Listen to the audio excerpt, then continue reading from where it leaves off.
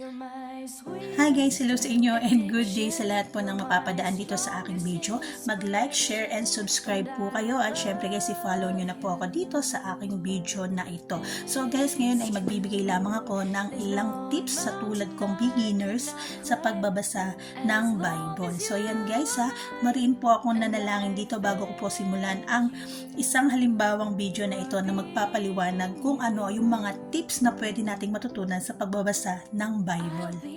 Guys, tayo, minsan magbabasa lang tayo pag tayo ay marami ng problema at puno na tayo ng mga alalahanin sa buhay. So ito ay isa lang ding paalala sa lahat kung ikaw ay puno ng biyaya o marami ka ng mga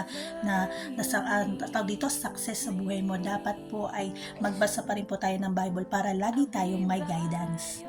Sabi nga po nila, napakahirap po ng buhay ngayon. Kung wala po tayong guidance ay maaari po tayong maligaw, mamali ng diskarte at higit sa lahat ay bumagsak ang ating mga negosyo, bumagsak ang ating pakikisama sa ating pamilya, magkawatak-watak ang pamilya at higit sa lahat ay wala tayong kapayapaan sa ating puso. Kaya guys, huwag natin patagalin pa, simulan na natin at tulad kong nag-uumpisa sa pagbabasa ng Bible, ano yung dapat natin gawin para mas maintindihan natin at mas lalo nating maunawaan yung gustong iparating ng librong ito. At syempre guys, lagi nating basahin ang Bible na ito ng may pangunawa, pagsisisi at pagpapakumbaba. Alam nyo ba na ang Bible ay mayroong 66 books at ito ay nahati sa 39 books mula sa Old Testament at New Testament naman ay 27 books. Meron itong mga chapter na nahahati sa mga verse or versikulo.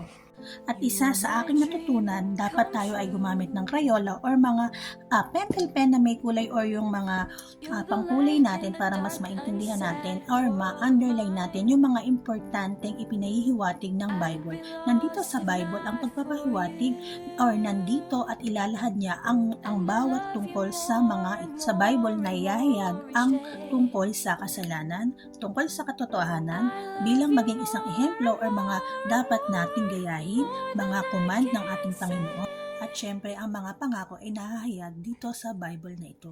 So, paano na nga ba natin masusimulan ang pagbasa ng Bible? Unang-una, dapat po tayo ay mayroong matinding preparasyon. Sa preparasyon na ito, dapat tayo ay manalangin sa tuwi-tuwi na tayo ay magsisimulang magbasa ng Bible. At syempre, dapat unawain natin ang mensahe o yung tinatawag nating konteksto.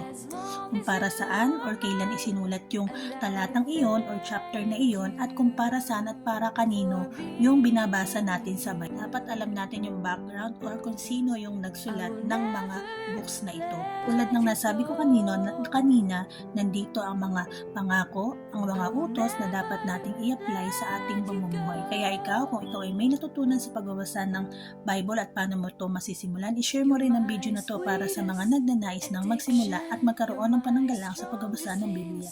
Yun lang at maraming salamat.